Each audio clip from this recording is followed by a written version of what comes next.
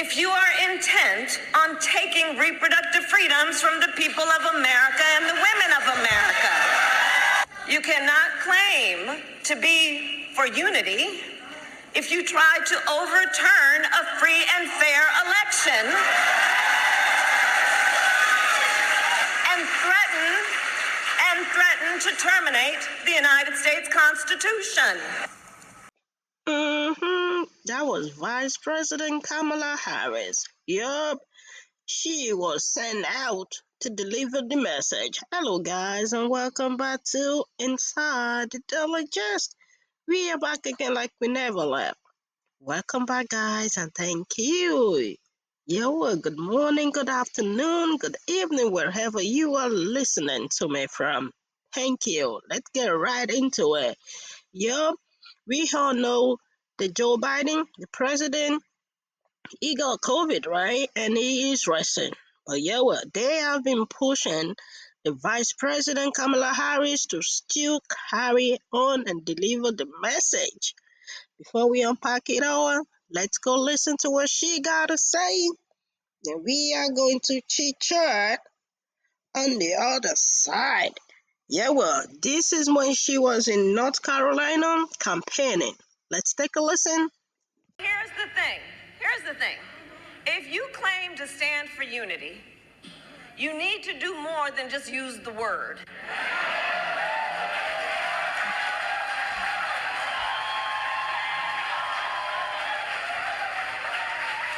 You cannot claim you stand for unity if you are pushing an agenda that deprives whole groups of Americans of basic freedoms, opportunity, and dignity.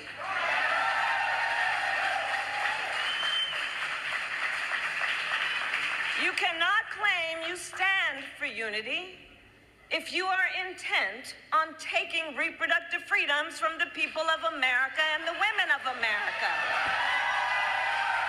Trying to ban abortion nationwide as they do and restrict access to IVF and contraception as their plan calls for.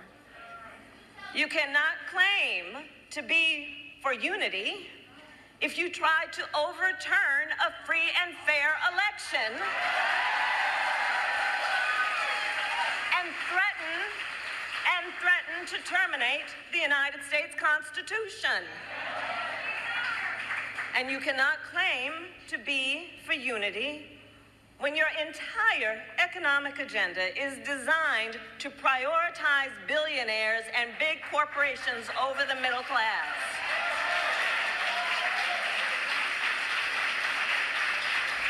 We're too busy watching what you're doing to hear what you're saying. And let us unpack that last point about the economy. This race can be boiled down to a question: who fights for you? Now, we know whose side our President Joe Biden is on. He grew up in a middle-class family in Scranton, Pennsylvania, and he has never forgotten where he came from. And I have been a first-hand witness. With every decision he makes in the Oval Office, he thinks about how it will impact working Americans. He understands everyday struggles because he has actually lived them. So, friends, I say the contrast between Joe Biden and Donald Trump is like night and day. But with the selection of his running mate this week, Donald Trump is also trying to distract people.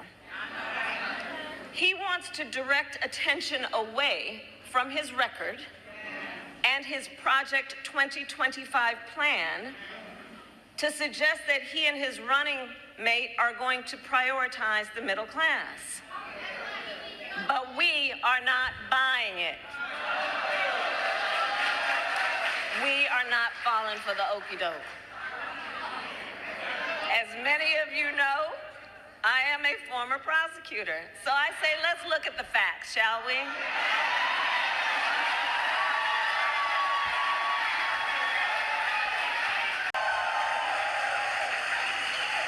So much so it's been described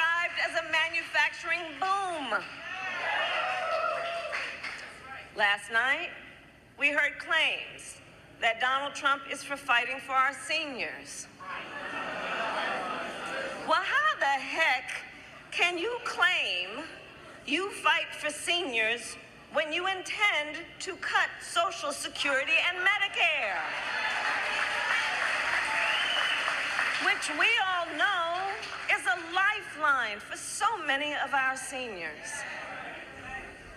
Let me be very clear. President Joe Biden and I will always protect Social Security, and we will always protect Medicare.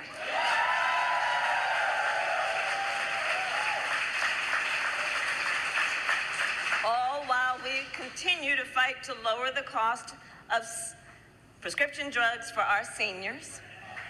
It is President Biden and I that took on Big Pharma and finally capped the cost of insulin for our seniors at $35 a month. Who here has a family member with diabetes to know what that means? Right. But Donald Trump and his running mate intend to get rid of our $35 cap on insulin. They will side with Big Pharma and let them make prescription drugs more expensive. Not only that, on the issue of health care, they intend to get rid of the Affordable Care Act. Donald Trump and his allies tried more than 60 times to end the Affordable Care Act. 60 times. To give insurance companies back the power to deny people existing conditions. Biden and I, on the other hand, have made the Affordable Care Act more strong. Because you see, we believe health care should be a right and not just a privilege of those who can afford it.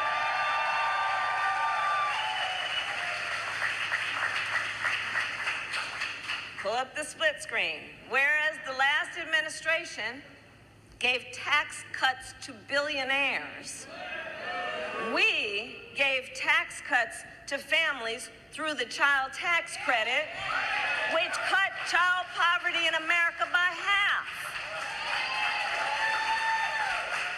And please do note, their Project 2025 agenda would even end Head Start, to take away preschool from hundreds of thousands of our children. On the issue of the cost of living, Donald Trump says he will implement a 10% tariff on all imported goods. Cost of everyday expenses for families, the cost of gas, groceries, and clothing. We, on the other hand, have taken on Big Pharma, the big banks, and big corporations to bring down costs. It is we who have canceled debt, including student loan debt. In fact, testify if you have received it. Indeed. In fact, so far we have forgiven student loan debt for nearly 5 million Americans. And twice as much for our public servants, including our teachers, our nurses, and our firefighters.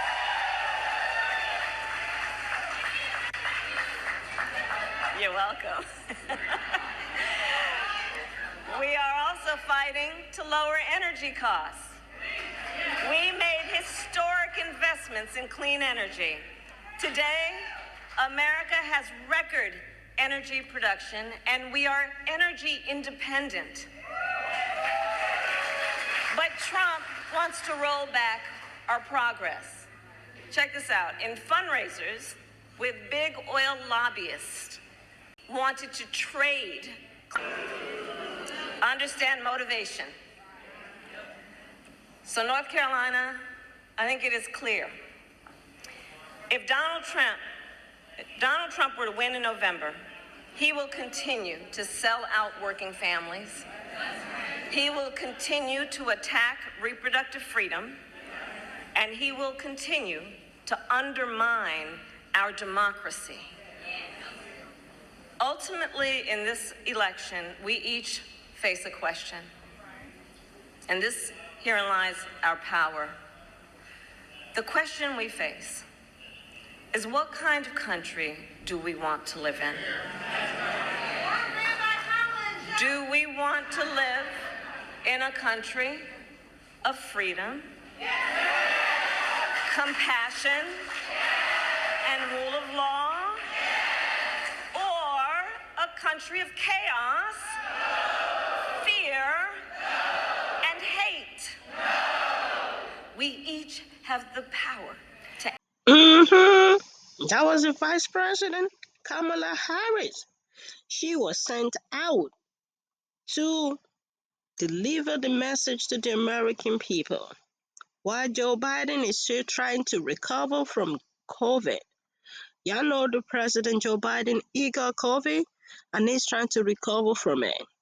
That's why they said when you got a strong woman behind your back, things still gonna get done.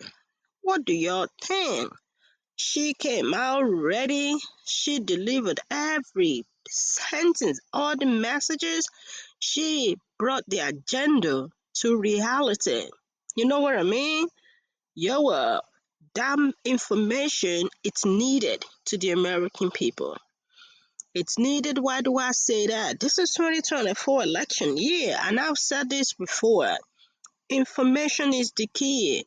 The more Democrats come out to talk about what they've done, what they're going to do, you know what I mean? The more Kamala Harris, the Vice President Kamala Harris, and President Joe Biden, the more they come out to tell the American people to remind the American people what they've done under their administration and what they are going to do if given another 4 years. I think the more the American people going to know who actually has done more for them.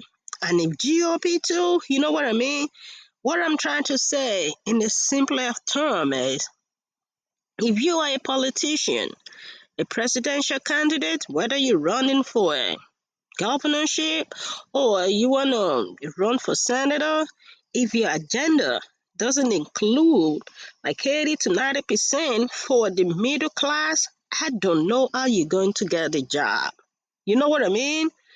I don't know how you're going to get a job if you don't speak the language that the middle class want to hear, which is who's going to do more, who's going to put food on their, put money in their pocket, who's going to put food on their table that they'll be able to go out to buy food that is not expensive. So whosoever is doing it, talking about it, Democrats or Republicans, I think you have better chance. But yeah, well, do y'all listen to what Kamala, Vice President, trying to do? She is reaching out to Nikki Haley supporters. Y'all know Nikki Haley supporters, this is the kind of message they want to hear. If y'all, and the independents as well, this is the kind of message they want to hear. GOP better watch out, because what Kamala Harris is doing, bringing the agenda forward, speaking it out loud. What do y'all think? Let's continue the conversation down there in the comment section. As usual, please let's respect ourselves while we comment. Thank you so much to all return subscribers. Really appreciate y'all for your support. And if you haven't joined the growing community, please do not forget to do so. Thank you in advance. I'll catch up with you guys later. Bye for now.